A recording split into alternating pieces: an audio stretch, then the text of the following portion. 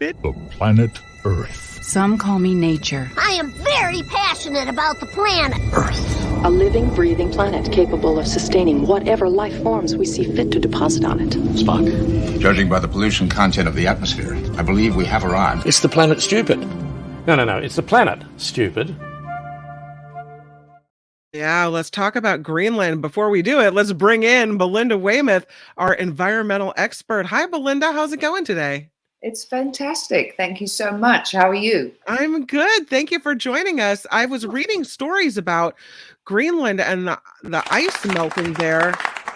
Yeah. Apparently it is, and I applause for you. Yes. Yeah, not for the ice melting. You're not happy about that, right? No. No, apparently it's worse than we thought it was.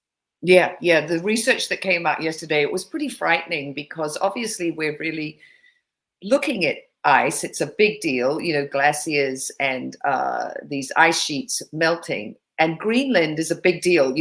I'm sure our listeners know this hilariously. They called it Greenland because they wanted everyone to go there, not to go to Iceland. But Iceland is actually green and Greenland is covered in ice. So they got there and oopsie. But the ice there is melting. More than they thought, at 20% more, which is a huge amount to have, that much ice melting, going into the ocean. And the big thing about the ice sheets is the ice sheets act like plugs. They hold the ice on the land. It's sort of like a plug in a bottle or in a bath. And once those ice sheets melt, then the glaciers that are on land that have been held there by the ice sheets that are sitting in the ocean then can carve off and come rushing down into the ocean. And yes, here's an amazing photo of, and you can see the ice is being melted from below by warmer sea temperatures. And the big thing about ice melting is ice is fresh water. It's not salt water. So it really changes the salinity of the ocean. And that is super, super important. We've talked about it before on the show. The ocean has all these incredible circulation systems that happen, and they connect all the world's oceans, making it very global. They move temperature, salt, nutrients around, and they keep, they're sort of like it's like the Goldilocks effect for us on the planet. They keep it nice and livable. Where the average temperature is 61 degrees Fahrenheit. So I sent over a link for the thermohaline circulation model. Maybe if you can put it up, Albert, because this sort of really explains it well. And what it is basically, it's called the ocean conveyor belt. And it starts with warm water going northward up to the Arctic. And then, okay, there it is. So the blue obviously is the cold water and the red color is the warm. And if you just think about it sort of simply, what it does is if it was just one big conveyor belt, it's warm, salty water going up to the Arctic, releasing its heat up into the atmosphere. And so making, the countries in Western Europe, giving them a nice, temperate, climate. And then that salty, cooler water drops to the benthic, the deep, deep ocean, and then starts this journey that takes hundreds of years, and it goes all the way south to Antarctica. It picks up nutrients on the way because all the nutrients in the ocean and the incredible carbon sink that our ocean is, all marine life as it decomposes, all that carbon falls down and settles on the ocean floor. So the water, it's kind of complicated. And if I'm not making sense, please, Kim, interrupt me and ask me a question because I want this to be, okay, so far so good. I think so. I'm with you. Okay, cool. Yeah. So then this really nutrient-rich and very cold water gets to the Antarctic, and then it upwells, as you can see down the bottom, and the warm water starts its path back northward. Now, it's not just a complete, sort of neat one conveyor belt. You can see there's upwelling that happens in the North Pacific and in different parts of the ocean, and this really mixes the salty and the heat and sort of moves it around the planet. And the water that upwells in the Northern Pacific, that takes 1,000 years to make its full complete trip, around the globe. The amazing thing is, I'm just going to add in a few little details. So scientists initially thought that the ocean only had currents on the top where the wind was, and that in the benthic, the deep, deep ocean, that water just stayed there. But of course, it doesn't. We've got this incredible thermohaline circulation model that's happening, the conveyor belt. And at the surface, water can move a meter a second, say when it's in the Gulf Stream, which is fast moving on the surface of the ocean. Down at the deep, deep depths of the ocean, it moves, sort of fractions of a centimeter a second. It's going very slowly, hence the, hundreds of years or the, 1,000 for the, some parts of the water.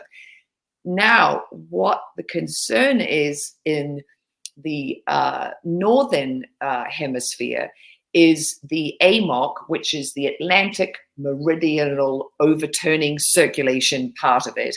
And what that does is it takes lovely, warm, tropical water up our northeast coast here in the US and then up to the Arctic, bringing the warm temperature that makes Western Europe so lovely and livable. It also really helps out the British Isles.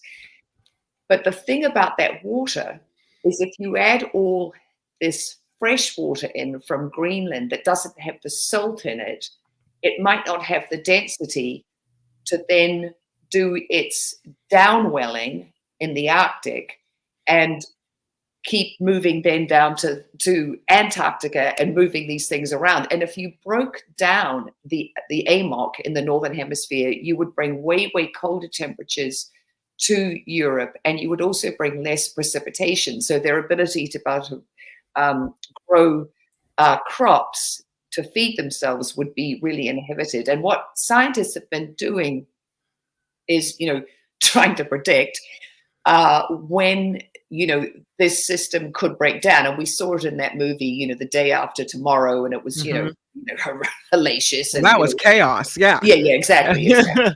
That was like floods coming down major streets in New York and and ice, you woke up the next morning and you lived in an iceberg.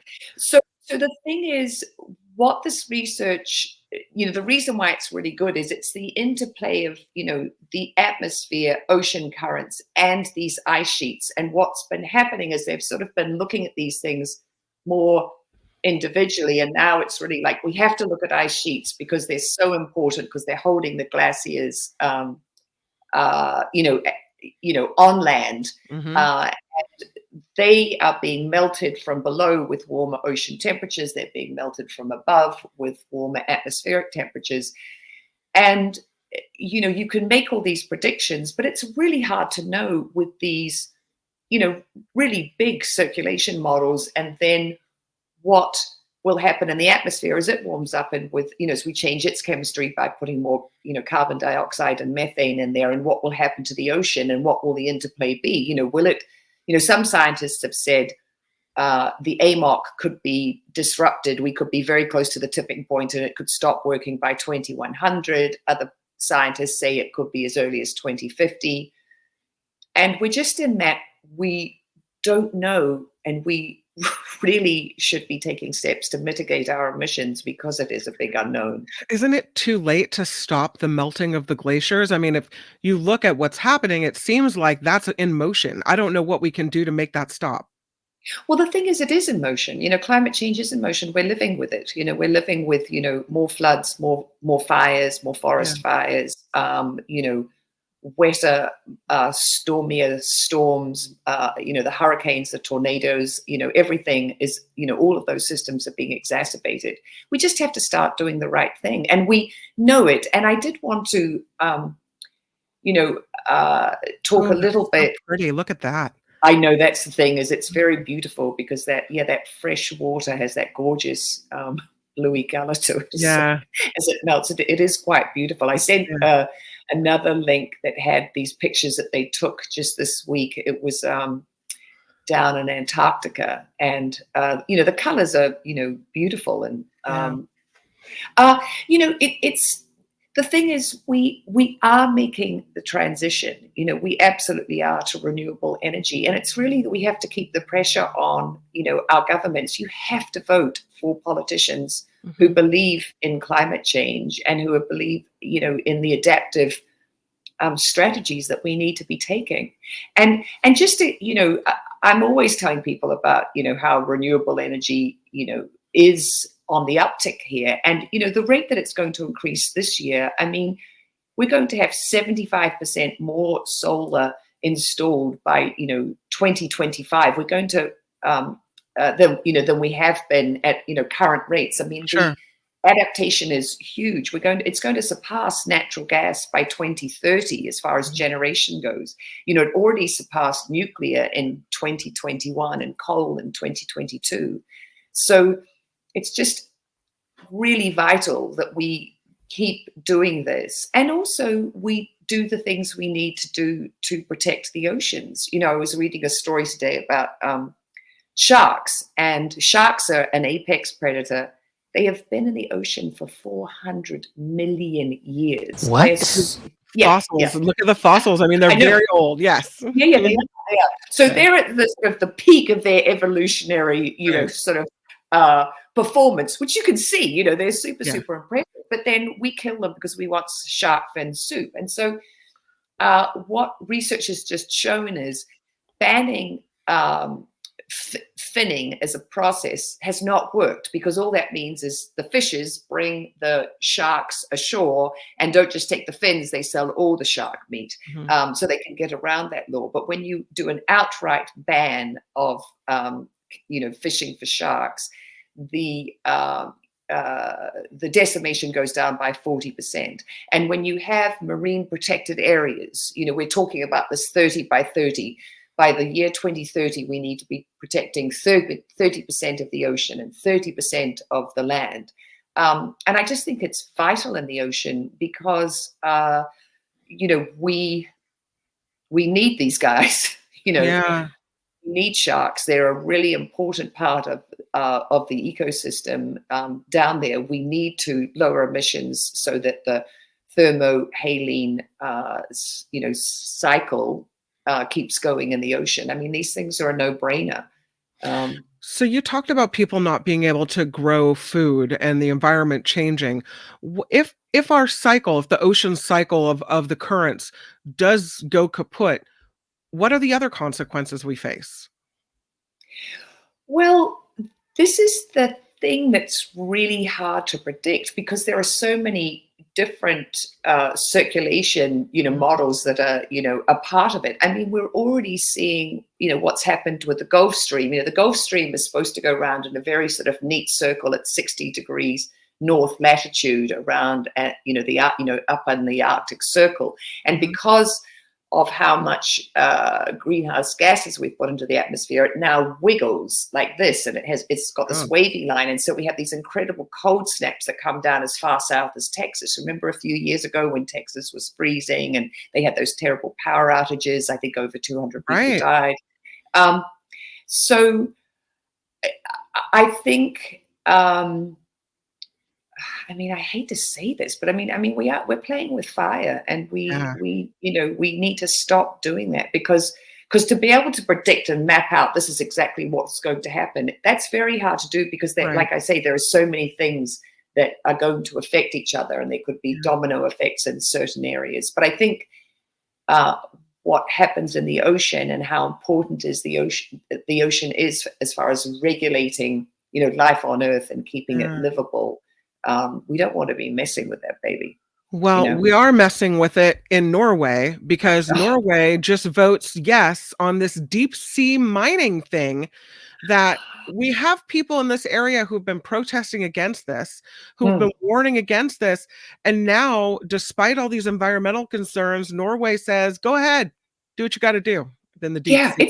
It's absolutely crazy. So Norway, it was an 80-20 vote in their parliament that they say, yes, we're going to deep sea mine. And you know what?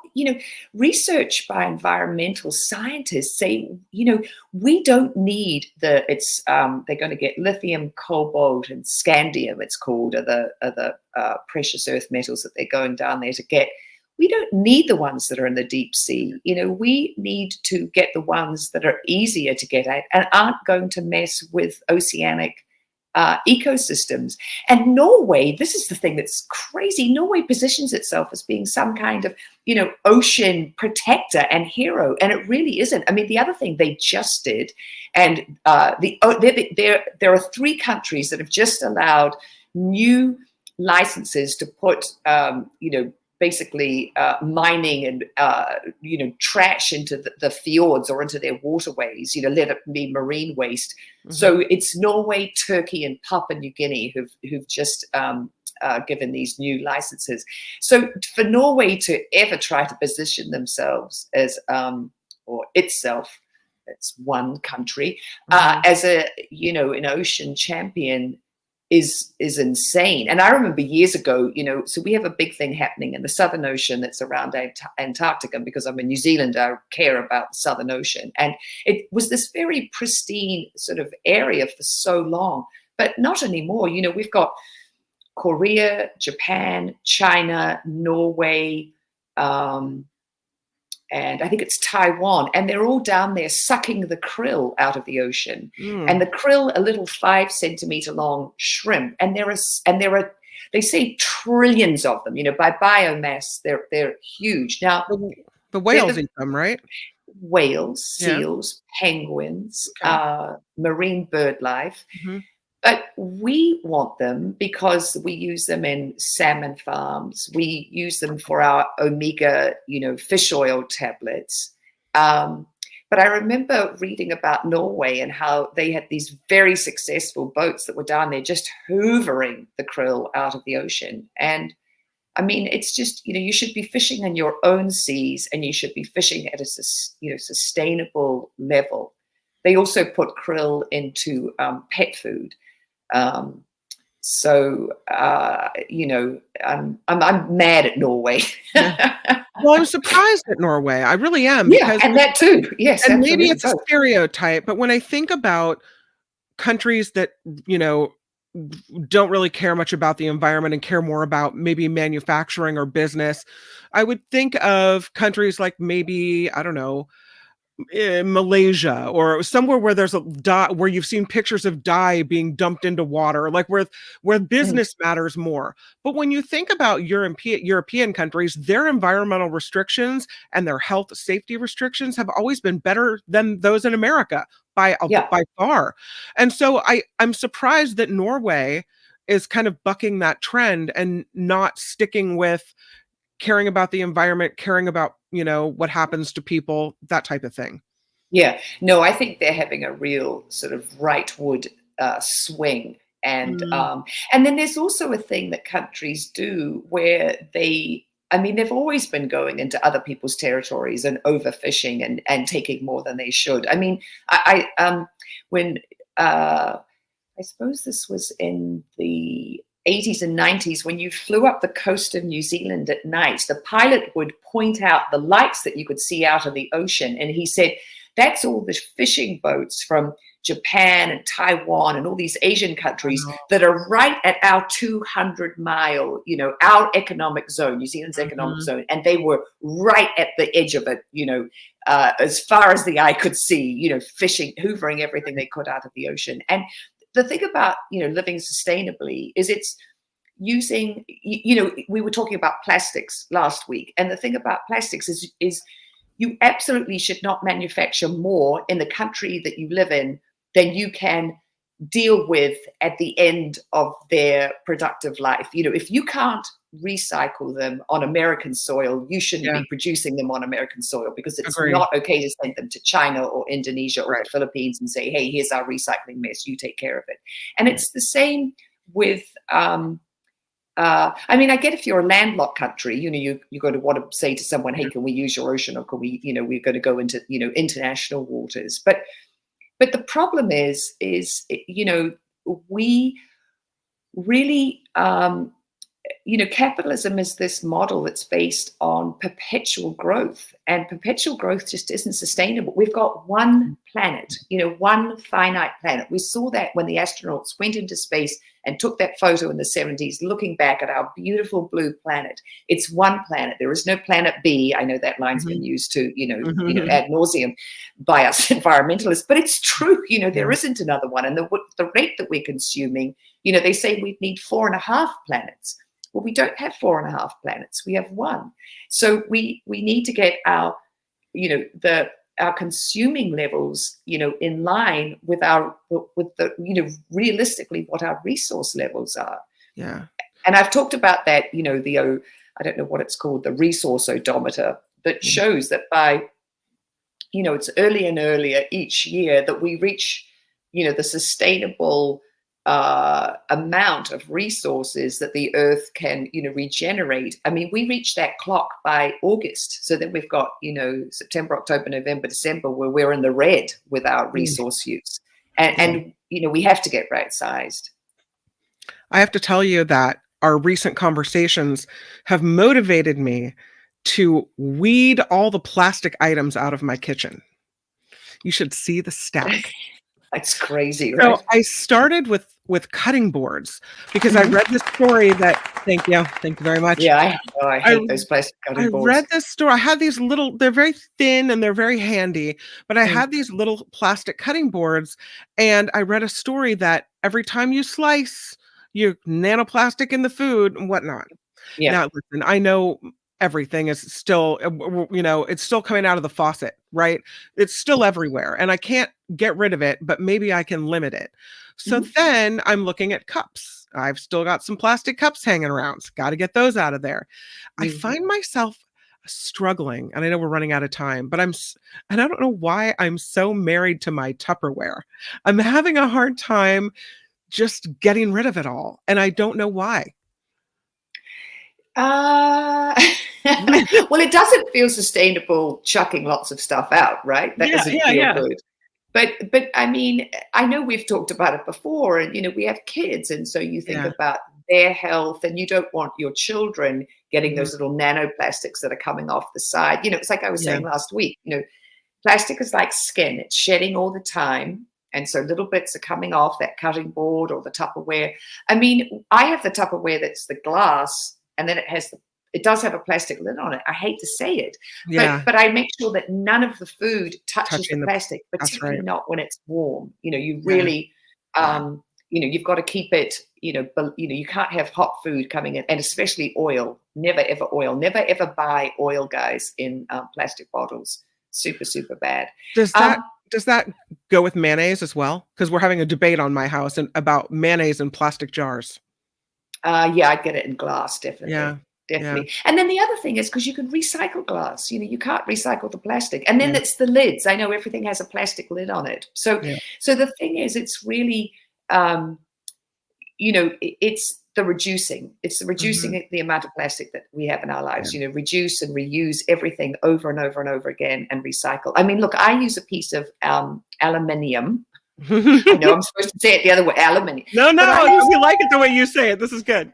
Thank you. If you use a piece of aluminium, foil 6 times, and I know a lot of people will say to me, I'm not going to wash it, that's disgusting. But if you use it 6 times, you've zeroed out its carbon footprint, and then you recycle it. I mean, aluminium is very, very recyclable, and you want to do that, and you want to use it the 6 times because it's mined, and it's a big carbon footprint to produce it.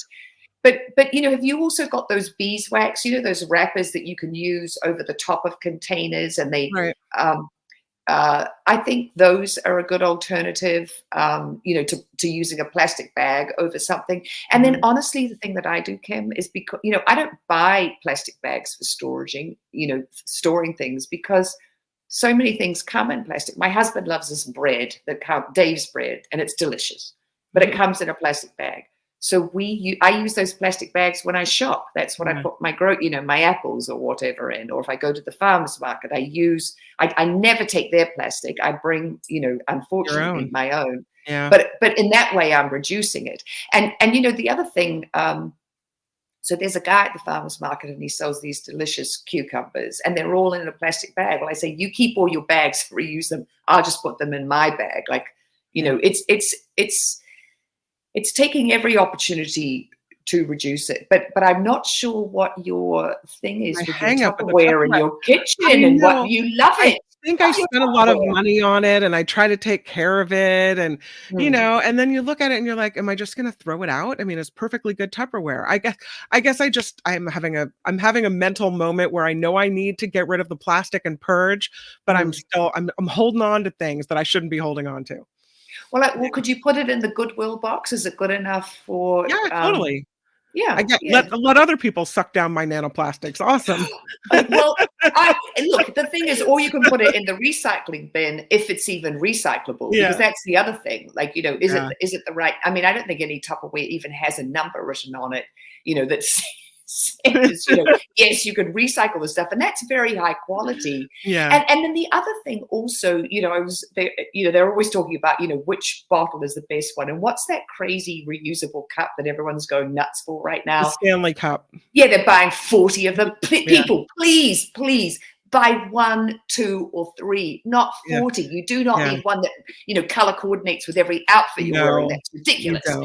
So the thing about a reusable bottle is it's about how many times you use it, because obviously a glass or a stainless steel or an aluminium bottle has a higher carbon footprint than making a plastic bottle, but it's how many times you use it once you own it. Yeah. So it's that reusing everything as many times as you possibly can, and then the thinking about, you know, where am I going to dispose of this? Is it going to go in recycling? Could someone else use it who doesn't have all the lovely containers I have in my house?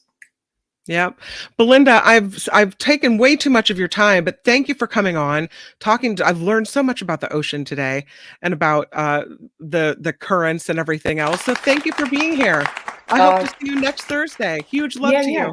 I will be here. And yes, I love talking about the ocean because I just think those currents, they're like magic. It's like a magic trick, you know, goes down at one, you know, pole and then comes up at the other and, you know, and around it goes. It's absolutely. Super cool. Have a wonderful week. And It's the Planet Stupid. Thank you, Belinda. More. It's the Planet Stupid.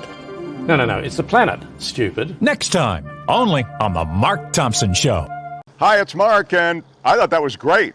Hit the notification bell. You'll know whenever there's a new video being dropped, and please subscribe to our channel to help us save the universe.